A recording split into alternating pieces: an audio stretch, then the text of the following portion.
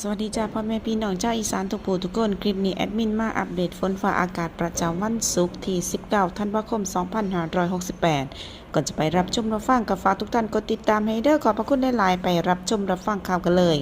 ลักษณะอากาศทั่วไปบริเวณความกดอากาศสูงหรือมวลอากาศเย็นยังคงปกคลุมประเทศไทยตอนบนลักษณะเช่นนี้สิส่งผลให้สภาพอากาศของภาคอีสานจะเป็นดังต่อไปนี้จ้ะโดยสำหรับมื้อนี้สภาพอากาศของภาคอีสาน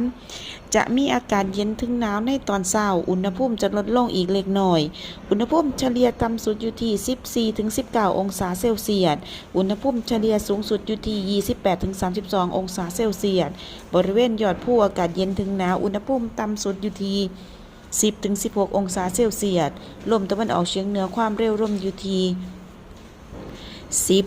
10-25 กิโลเมตรต่อชั่วโมงเข้ามาอัปเดตในส่วนของอุณหภูมิต่ำสุดของแต่ละจังหวัดกันเลยจ้ะ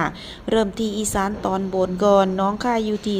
17.7 องศาเซลเซียสบึงกาฬ 16.5 สกลนคร 14 นครพนม 14.5 กาฬสินธุ์ 17.5 มหาสารคาม 18.2ขอนแก่น 15.6 ชัยภูมิ 18.8 เลย 16 หนองบัวลำพู 16.4 อุดรธานี 16.4 องศาเซลเซียสจ้าถัดมาอัปเดตในส่วนของภาคอีสานตอนล่างสำหรับอีสานตอนล่างอุณหภูมิต่ำสุดจังหวัดอำนาจเจริญอยู่ที่ 17.8 องศาเซลเซียสบุรีรัมย์ 18.1 ร้อยเอ็ด 18.5 อุบลราชธานี 18.5 ยโสธร 18.5 สุรินทร์